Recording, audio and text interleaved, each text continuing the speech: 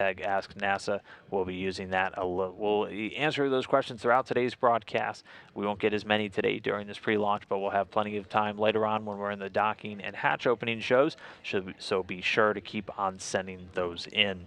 Now, though, let's learn a little bit more about the Soyuz spacecraft itself, which measures in at 23.5 feet long, tipping the scales at 15,650 pounds. And the Soyuz itself, the spacecraft, is also comprised of 3 different modules. At the very top, you see the orbital. In the middle, the descent, where the crew actually is, and on the bottom, the propulsion module. The descent module is situated in the middle of the Soyuz vehicles. That has a customized seat liner inside each of the seats for these crew members that they're seated in during launch, entry, and landing, and contains all of the different controls and displays necessary for the flight. It has life support systems, batteries for re-entry and landing. Also, the parachutes are tucked away right behind the crew members' heads. It also has soft landing rocket engines on the very bottom beneath the heat shield that fire to slow the Soyuz right before it touches down in Kazakhstan. There's also 8 hydrogen peroxide thrusters located on the module that are used to control its orientation or its attitude during the actual descent until parachute deployment. It also has guidance, navigation, and control system to maneuver the vehicle during that descent phase of the mission. It weighs 6,393 pounds, has a habitable volume of about 141 cubic feet, so it's a bit of a tight fit. Just overhead and through a hatchway, though, is the orbital module at the very top. And this is the part that not only connects to the descent module via a pressurized hatch, but is the part that will actually connect to the International Space Station. It's got a small amount of room for the crew to move around during the flight to station. It was much more important space when they were taking 2 days, which is still the default if there are any issues during that initial trip. But it has about 230 cubic feet of space, has the docking mechanism, hatch, rendezvous antennas all at the very front end, and that docking mechanism, again, is what's actually used to connect this spacecraft to the International Space Station. And then the rendezvous antennas, which are on the very top, that are used by the automated docking system, which actually use radar, will maneuver it towards the station for docking. There's also a forward-looking window on the module for the crew to take manual measurements of distance. All the way on the bottom of the spacecraft is the propulsion module that has all of the oxygen storage tanks, the main engine, the attitude control thrusters, avionics, and communications and control equipment. Propulsion portion of the module handles all the orbital maneuvers, including those actually needed to rendezvous with the International Space Station, but also perform the deorbit burn at the very end of the spacecraft's mission. And before they're deployed, the 2 solar arrays, which gather electrical energy for the systems on board, are folded against the body of the spacecraft, and those will actually unfold right after we get into orbit. The propulsion module itself, though, detaches during that final descent and burns up in the Earth's atmosphere along with the orbital module, that descent module, so that middle part, which has the heat shield, the only piece of the Soyuz that actually survives that fiery re-entry. The entire spacecraft, not only serving as a crew transport vehicle, so getting the crew up into space and then getting them back home at the end, also serves as basically their escape capsule. So these are used in the event that they need to get off of the space station in a hurry for any reason. They use their Soyuz spacecraft as that emergency descent and landing. So there is always at least 1 Soyuz spacecraft for each of the 3 crew members on board, or rather there's at least a seat in a Soyuz at all times for any crew members on board the space station.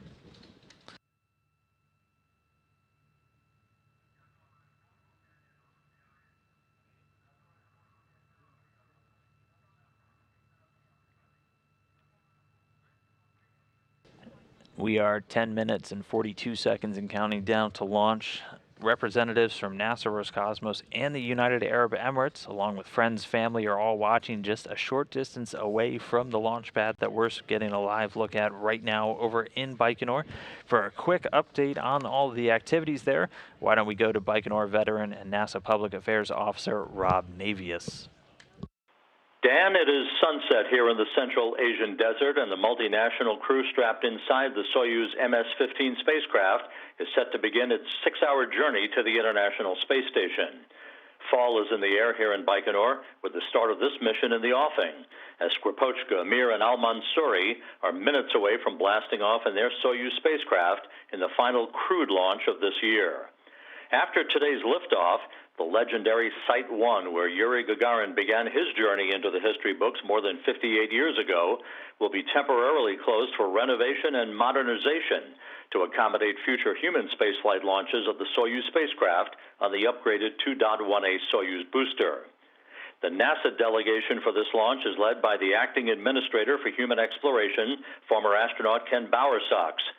About 1,000 people from the United Arab Emirates are here to watch their native son, Al-Mansouri, ride into their history books as the first Emirati citizen to fly in space.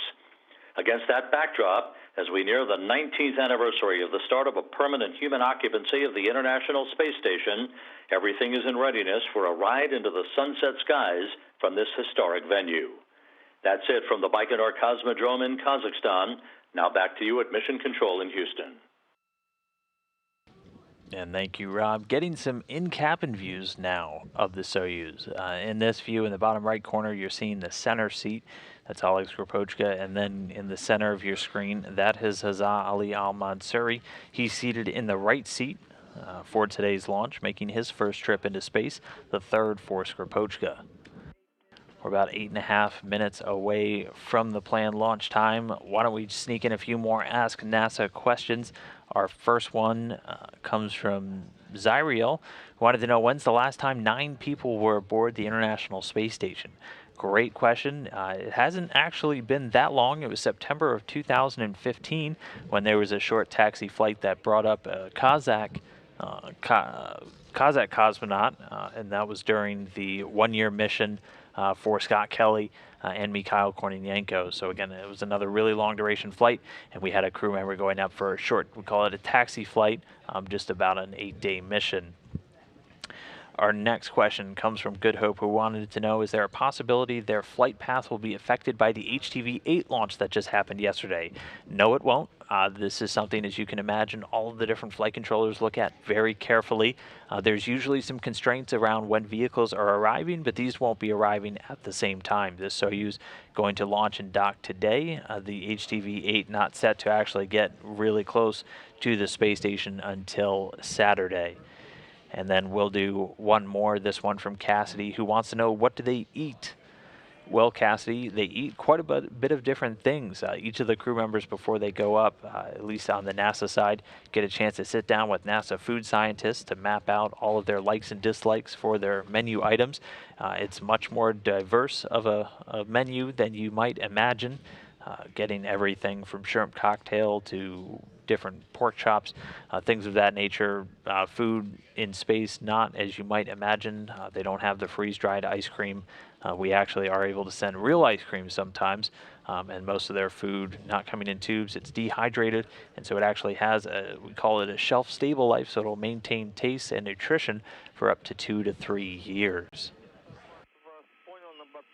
Right now, though, we are just under 6.5 minutes away from launch. We have teams here in Mission Control Houston standing by to monitor. They'll be much more involved once the vehicle actually approaches the space station. And then overseeing today's mission, Mission Control Moscow out in Koryov. They're going to be talking directly to the crew during their flight up to orbit. And on the right there, a continuing look at a live view of the Soyuz rocket on the launch pad. We are just 6 minutes away. At this point, all of the pre-launch operations are complete. And the countdown, the first and second stage engines are ready for launch. They've confirmed that they've gotten telemetry from the rocket, indicating that all the primary and backup systems are ready to support.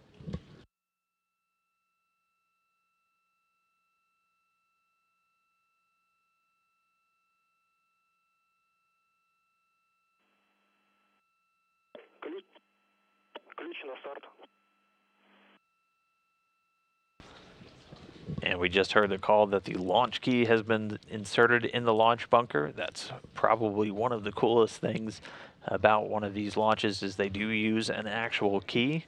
And that transitions the launch sequence into its automatic mode. So we are T-minus 5 minutes, 15 seconds away from launch. And at this point, the range at Baikonur has been cleared. The Soyuz rocket ready to begin its journey.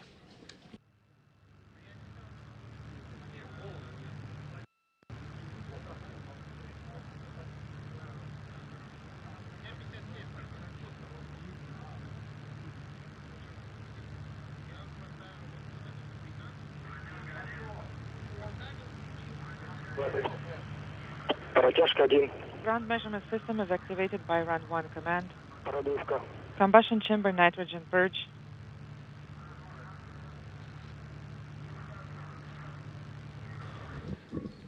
We are T-minus 4 minutes 30 seconds at this point. Fuel lines, the combustion chamber being purged with nitrogen, so using a nitrogen gas to blow out any remaining vapors of fuel or oxidizer that may be in those fuel lines.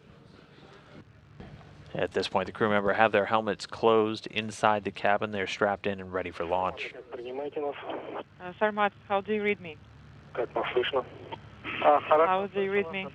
Loud and clear. Everything is fine on board. Copy.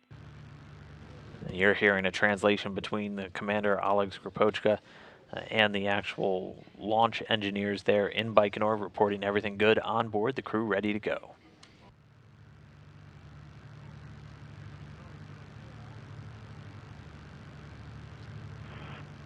Протяжка 2. Ground measurement system is activated by Run 2 command.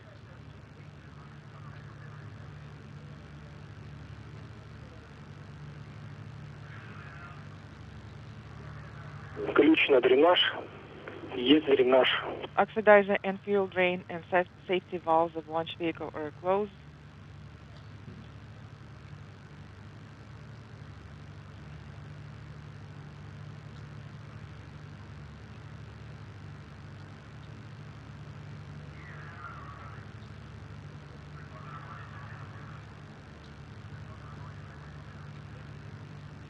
And just passing the 3-minute mark now away from launch. All the cockpit displays inside the Soyuz are lit up and ready for cosmonaut Oleg Skropochka to keep an eye on during today's flight. All the onboard systems are switched over to onboard control, continuing to march down 2 minutes 40 seconds away from liftoff. Repress.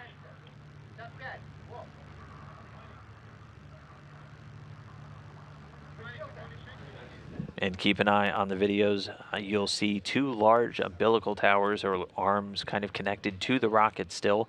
The taller one is the first umbilical tower. That'll separate the booster and that'll initiate auto sequence start. That coming right at around T-minus 35 seconds. And when you see the smaller umbilical detach, that means we are 15 seconds away from launch.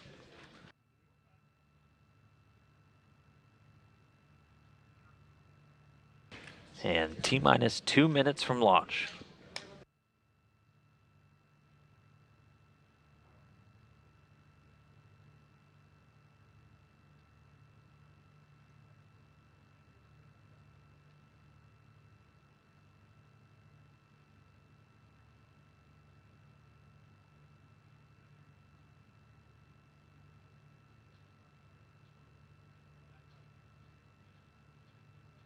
One minute, 30 seconds away. It does look like we have some cloud cover there in Baikonur, so you may see it disappear into the cloud deck pretty quickly. That first stage going to light up the night sky, though. It's going to burn for the first several minutes before those 4 strap-on boosters break away at just about 1 minute and 58 seconds into the flight.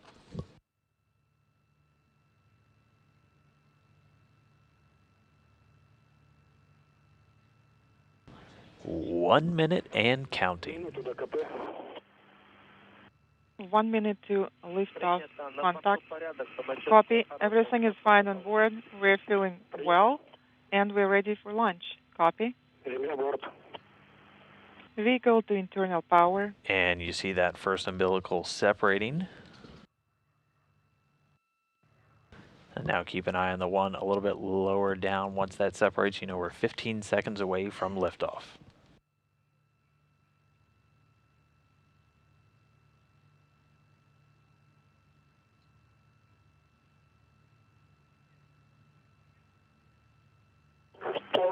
Пуск. Бортовое питание. Auto sequence initiated. Auto sequence start. Second umbilical separating. T-minus 15 seconds. You can see the engine starting to fire. Second umbilical. The first stage ramping up. Engine turbopumps at flight speed. Engines at maximum thrust. And liftoff. Liftoff. Oleg Skropochka, Jeskamir Hazza Ali Al Mansuri leaping forth from Gagarin start on their way to the International Space Station. 50 секунд. 60 seconds in flight. Двигатели первой второй ступени работают устойчиво. First and second stage thrusters are operating just fine. Copy. Everything is fine on board the Soyuz. We're feeling great. Copy. We're going to continue to get these translations throughout the flight. Everything's still sounding good with that first stage. You can see the 4 strap-on boosters lighting up the night sky. Soyuz delivering 930,000 pounds of thrust with that first stage, the 4 boosters and the single core engine. You can see them punching through the cloud layer there. The first stage measures 68 feet in length, 24 feet in diameter, burning liquid fuel for the first 2 minutes of the flight. The flight, pitch, your roll are nominal. So pitch, yaw, and roll, referring to the orientation of the vehicle. Nominal, a word you'll hear a lot. That just means everything is proceeding normally. Continuing to get good first stage indicators from the Soyuz.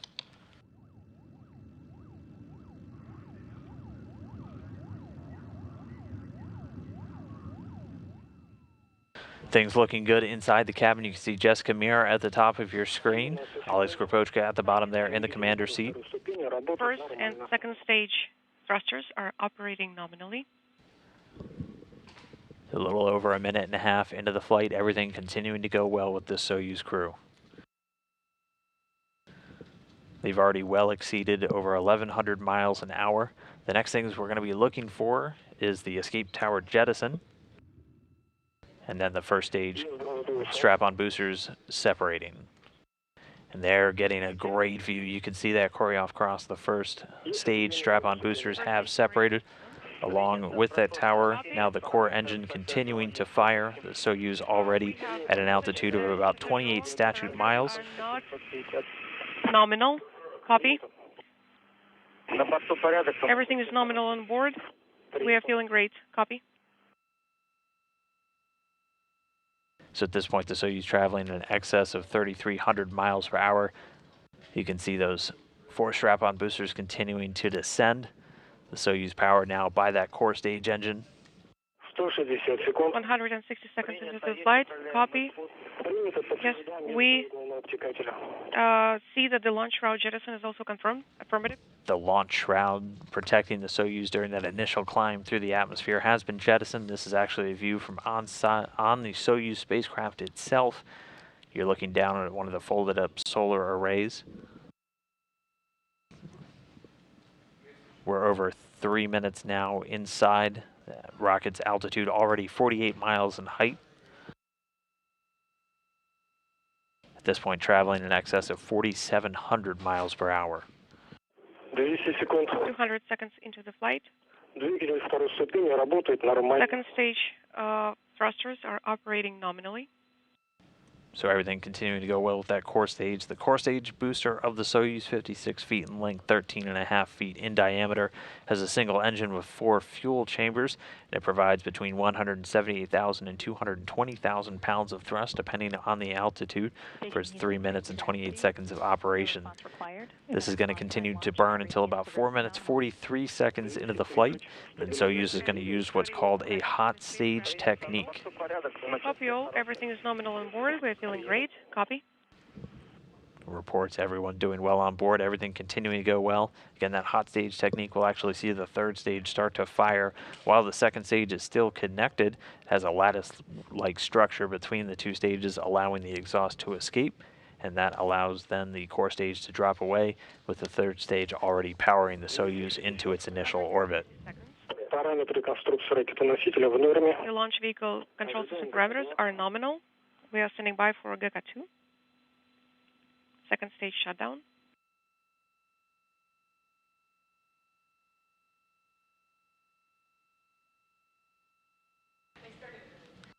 And standing by for that third stage ignition.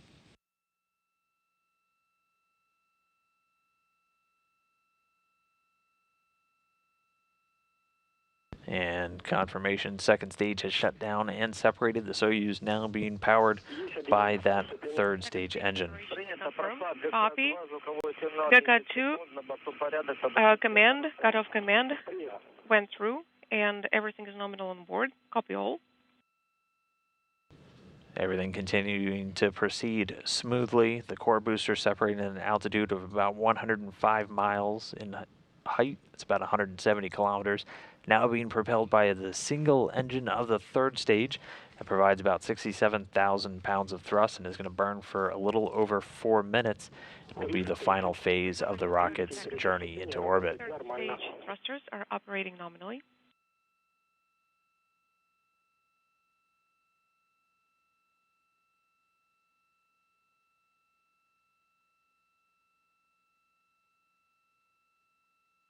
And again, this is a view looking back towards the end, and that'll be cutting in and out this an animation of what's taking place right now. That third stage engine going to continue to fire and carry the vehicle into orbit. This is actually a view you're seeing one of the folded up solar arrays. That and along with a series of antennas will deploy shortly after the Soyuz makes its initial orbit.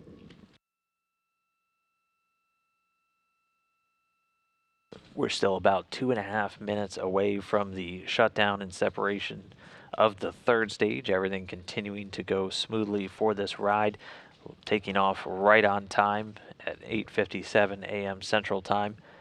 Everything looking good so far with the crew. Alex Kropochka, Jess Kamir, and Hazza Ali Al-Mansuri inside the spacecraft, well on their way to orbit. 400 seconds into the flight. The spacecraft is stable.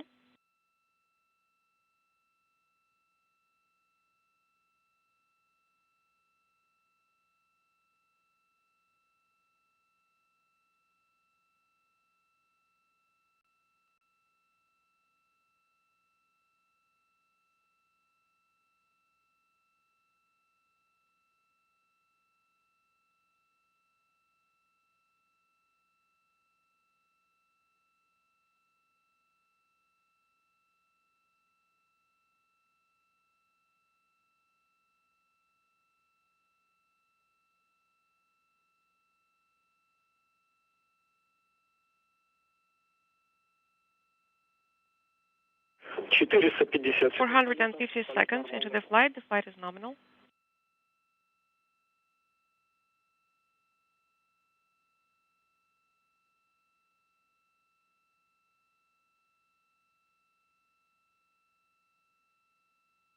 And we're approaching 8 minutes since liftoff.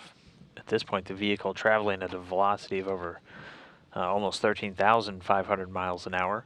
We're just under a minute away from third stage shutdown and separation. We'll see the engine on the third stage cut off and separate, delivering the Soyuz spacecraft into its initial orbit. 490. 490 seconds. Стабилизация изделия The устойчива. spacecraft is stable. Copy all. Everything is nominal on board, and we are feeling great. Copy. 500 секунд. 500 seconds. Everything is nominal.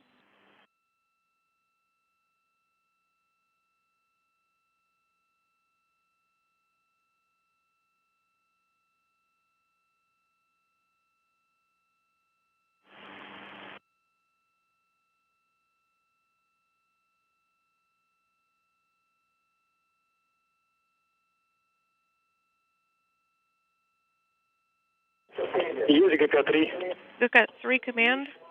Got out. And getting a spectacular view there. You see the third stage separate and fly away. And Sarmat, congratulations. We're handing you over to Moscow. Sarmat, Moscow. Moscow station, please ground. Go ahead. Go ahead and please ground. Go ahead, Moscow. How was are you the, feeling? We are standing by Excellent. for Was your report everything on the nominal? third stage separation. Everything was All the nominal, and we are appendages feeling have been great, and are working from pages 35 through 39. Copy all, and we are standing by for the first measurement for page 36. And just like that, 3 new crew members now in outer space, the third stage separating, and we did get a good report that all of the solar arrays and antennas have deployed. So a spacecraft in good health now in orbit around planet Earth. Russian cosmonaut Oleg Skoropochka, NASA astronaut Jessica Meir, and your United Arab Emirates astronaut Hazza Ali Al-Mansuri now in outer space and beginning their chase down of the International Space Station. Принято. Copy all. РПВ закрыли? It's closed. РПВ-1, 2 закрыто. RPV 1 and 2 flow sensors are closed. Copy all. That's wonderful. And oversight of the spacecraft now going to be transferring over to the Russian Mission Control Center just outside of Moscow. It'll be this team right there in the room. Есть ЛТВ. And again, we did get confirmation that both solar arrays and all of the rendezvous and docking antennas have deployed. So a spacecraft in good health, along with the crew, now ready to make the 6-hour journey towards the space station.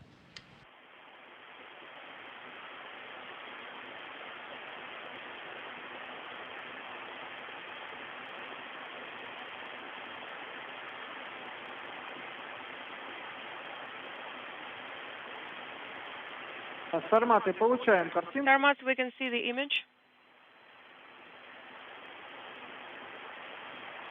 И ждем от вас первый замер. And we're standing by for the first measurement per page 36 from you.